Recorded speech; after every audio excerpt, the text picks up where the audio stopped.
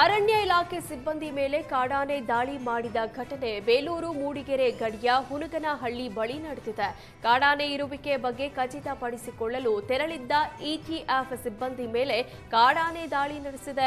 ಮೂಡಿಗೆರೆ ರೇಂಜ್ನ ಇಟಿಎಫ್ನ 3 ಸಿಬ್ಬಂದಿ ಹಾಸ್ಟೆಲ್ ಕಾಡಿನ ಬಳಿ ತೆರಳಿದಾಗ ಅಟ್ಯಾಕ್ ಮಾಡಿದೆ. ಗಾಯಾಳು ಸಿಬ್ಬಂದಿ ಹಿಮ್ಸ್ ಆಸ್ಪತ್ರೆಗೆ ದಾಖಲಿಸಿ ಚಿಕಿತ್ಸೆ ಮುಂದುವರಿಸಲಾಗಿದೆ. ಕಾಡಾನೆಯನ್ನ ಕಂಡ ಸಿಬ್ಬಂದಿ ಓಡಲು ಪ್ರಯತ್ನಿಸಿದ್ದು ರಮೇಶ್ ಅನ್ನೂರ ಮೇಲೆ ಆನೆ ದಾಳಿ ನಡೆಸಿದ್ದು ಸದ್ಯ ರಮೇಶ್ ಪ್ರಾಣಾಪಾಯದಿಂದ ಪಾರಾಗಿದ್ದಾರೆ. ಮೂಡಿಗೆರೆಯ RFO Manjunath, Hassan ACF Mohan Kumar, Belur RFO Yatish ಆಸ್ಪತ್ರೆಗೆ ಭೇಟಿ ನೀಡಿ ಗಾಯಾಳುಗಳ ಆರೋಗ್ಯ ವಿಚಾರಿಸಿದರು. ಕುಡಿದ ಮತ್ತಿನಲ್ಲಿ ಸರ್ಕಾರಿ ಬಸ್ಗೆ ಆಟೋ ಅಡ್ಡಗಟ್ಟಿ ಕಿಡಿಗೇಡಿಗಳು ಸೆಲ್ಫಿ ಕ್ಲಿಕ್ಕಿಸಿಕೊಂಡಿದ್ದಾರೆ. ಕಡೂರಿನಿಂದ ಚಿಕ್ಕಮಗಳೂರಿಗೆ ಸರ್ಕಾರಿ ಬಸ್ ಬರ್ತಾ ಇತ್ತು. ಈ ವೇಳೆ ರಸ್ತೆ ಮಧ್ಯೆ ಆಟೋ ನಿಲ್ಲಿಸಿ ಸರ್ಕಾರಿ ಬಸ್ ಡ್ರೈವರ್ ಹತ್ರ ಆಟೋ ಚಾಲಕರು ದರ್ಪ ಮೆರೆದಿದ್ದಾರೆ. ಬಸ್ ಚಾಲಕ ಮನವಿ ಮಾಡಿದ್ರೂ ಕೇಳದೆ ಕೂಗಾಡಿಕೊಂಡು ಸೆಲ್ಫಿ ತೆಗೆದುಕೊಂಡಿದ್ದಾರೆ. ಕುಡುಕರ ಈ ಕಿಡಿಗೇಡಿ ಕೃತ್ಯ ಪ್ರಯಾಣಿಕರ ಮೊಬೈಲ್ನಲ್ಲಿ ಸೆರೆಯಾಗಿದ್ದು ಮಧ್ಯರಾತ್ರಿ ಬಸ್ ತಡೆದು ರೌಡಿಸಂ ಮಾಡುವ ಕಿಡಿಗೇಡಿಗಳ ವಿರುದ್ಧ ಕ್ರಮಕ್ಕೆ ಆಗ್ರಹಿಸಲಾಗಿದೆ.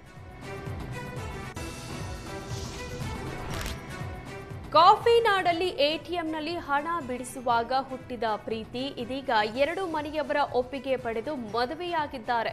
ಜಾತಿ ಸಂಕೋಲೆ ಮೀರಿ ಪರಿಶಿಷ್ಟ ಜಾತಿ ಹುಡುಗಿಯನ್ನ ಬ್ರಾಹ್ಮಣ ಸಮುದಾಯದ ಯುವಕ ಕೈ ಹಿಡಿದಿದ್ದಾನೆ. ಬೌದ್ಧ ಸಂಘಟನೆ ಆಯೋಜಿಸಿದ ಸಾಮೂಹಿಕ ವಿವಾಹದಲ್ಲಿ ಸಚಿನ್ ಸಾವಿತ್ರಿ ದಾಂಪತ್ಯ ಜೀವನಕ್ಕೆ ಕಾಲಿಟ್ಟಿದ್ದಾರೆ. 2 ಮನೆಯವರು ಪೋಷಕರು ಮಕ್ಕಳ ಖುಷಿಯೇ ನಮ್ಮ ಖುಷಿ ಅಂತ ಸಂತಸ ವ್ಯಕ್ತಪಡಿಸಿದರು. ಕಳೆದ ಬಾರಿ ಎಸ್ಎಸ್ಎಲ್ಸಿ ಪರೀಕ್ಷೆಯಲ್ಲಿ ತೀರಾ ಕಳಪೆ ಪ್ರದರ್ಶನ ನೀಡಿದ್ದ ವಿಜಯಪುರ ಜಿಲ್ಲೆ ಈಗ ಉತ್ತಮ ಪ್ರದರ್ಶನ ನೀಡಿದೆ. 2024-25ನೇ ಸಾಲಿನಲ್ಲಿ ಎಸ್ಎಸ್ಎಲ್ಸಿ ಪರೀಕ್ಷೆಯಲ್ಲಿ ಕಳಪೆ ಪ್ರದರ್ಶನ ನೀಡಿ ಸಾರ್ವಜನಿಕರ ಆಕ್ರೋಶಕ್ಕೆ ಶಿಕ್ಷಣ ಇಲಾಖೆ ಕಾರಣವಾಗಿತ್ತು. ಈ ಬಾರಿ 94% ಮೂಲಕ ವಿಜಯಪುರ ಜಿಲ್ಲೆ ಗಮನ ಸೆಳೆದಿದೆ.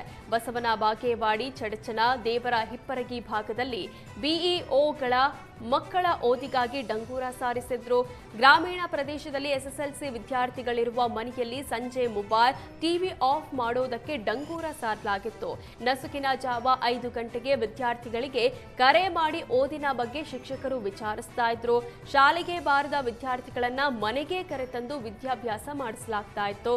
ಕೆಲ ಶಾಲೆಗಳಲ್ಲಿ ಭಾನುವಾರ ರಜೆ ಕೊಡದೆ ಕ್ಲಾಸ್ಗಳನ್ನು ನಡೆಸಲಾಗಿತ್ತು. ಸದ್ಯ ಇಷ್ಟೆಲ್ಲ ಸರ್ಕಸ್ ಬಳಿಕ ಉತ್ತಮ ರಿಸಲ್ಟ್ ಬಂದಿದ್ದಕ್ಕೆ ಶಿಕ್ಷಣ ಇಲಾಖೆ ಅಧಿಕಾರಿಗಳು ಸಂತಸ ವ್ಯಕ್ತಪಡಿಸಿದರು.